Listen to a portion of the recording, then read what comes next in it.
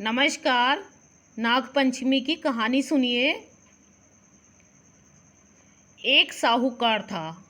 उसके 7 बेटे और 7 बहुएं थी।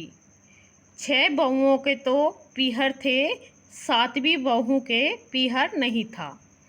वह गर्भवती हुई। उसके पीहर तो था नहीं जो घेवर आते। उसे घेवर खाने की इच्छा हो रही थी। सो छोटा सा टुकड़ा पानी भरने गई, तब घर से ले गई। पेड़ के नीचे घेवर के टुकड़े को रख दिया। उसने सोचा पानी भरकर आराम से घेवर खाऊंगी। पानी भरकर घेवर लेने गई तो वहाँ घेवर नहीं मिला। पेड़ के पास एक बॉम्बी थी सांप की। उसमें एक नागिन रहती थी। वह भी गर्भवती थी। घेवर देखकर नागिन की इच्छा भी उसे खाने की हुई। उसने घेवर खा लिया और सोचा साहूकार की बहू अगर गाली देगी तो मैं उसे काट खाऊंगी, पर अगर वह कुछ नहीं कहेगी तो मैं इसको पीहरवासा दूंगी। साहूकार के बेटे की बहू ने देखा घेवर नहीं है तो कहने लगी, बेचारी कोई मेरे जैसी होगी, सो घेवर खा गई होगी। कोई बात नहीं। नागिन बहुत खुश हुई।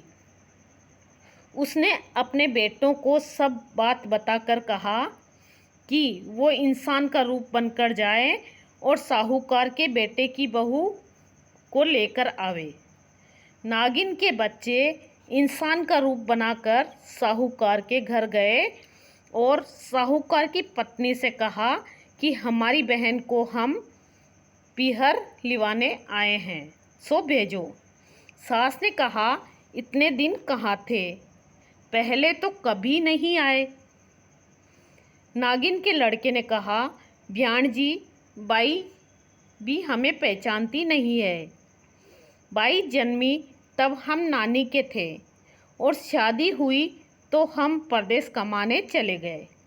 वे लड़के बहुत सा गहना कपड़ा और मिठाई अपनी बहन की सास के व जिठानियों के लिए लेकर आए। सास बहुत प्रसन्न थी।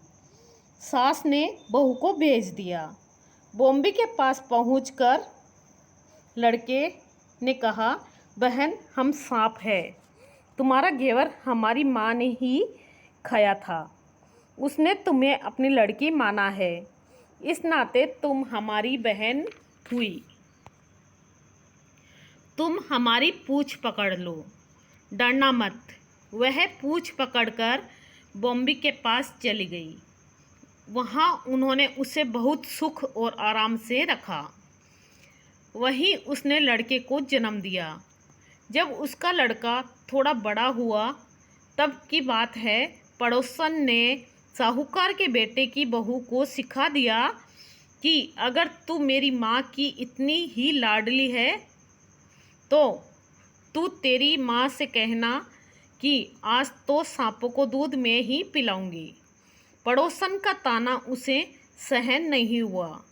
वह माँ से जिद करके सांपों का दूध ठंडा करने लग गई।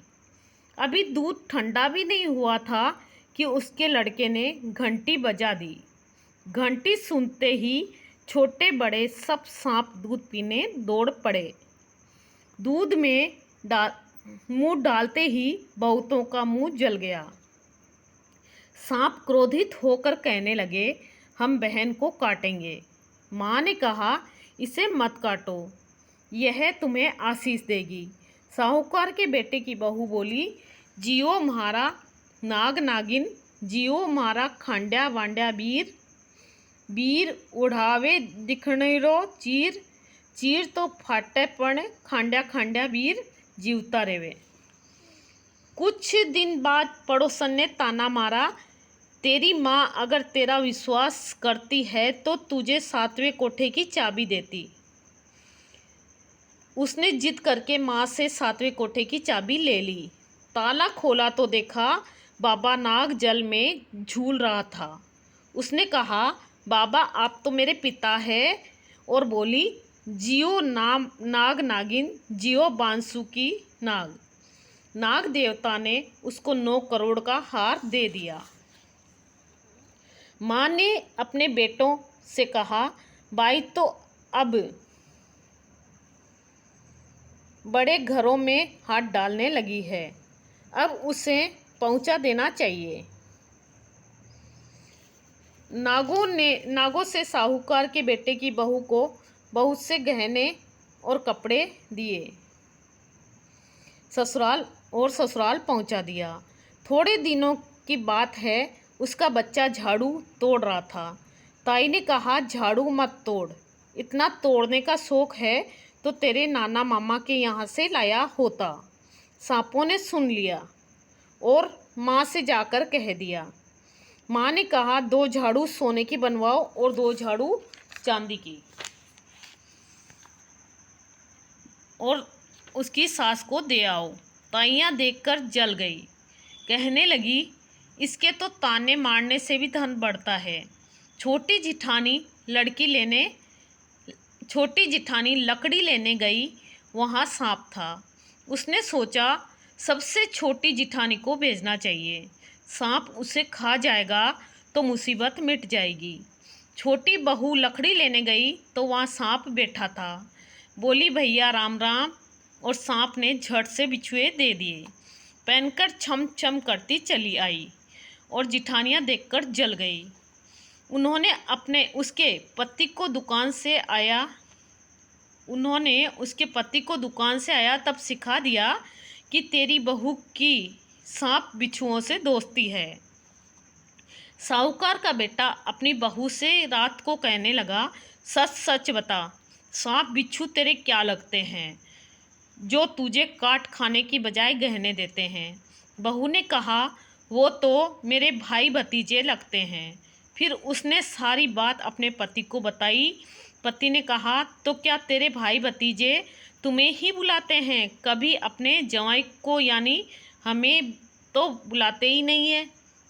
कोने में छुपे हुए सांपों ने बात सुन ली तो जाकर अपनी माँ से कहा। माँ ने कहा, दोनों को बुला लाओ। इंसान का रूप रखकर सांप दोनों को वह बच्चे को बुला लाए। खूब कपड़े गहने रुपए देकर तीनों को विदा किया। जैसा पीहर वासा का सुख बहू को मिला, वैसा भगवान सबको देना। आज मैंने नागपंचमी की कहानी सुनाई है। नागपंचमी की कहानी।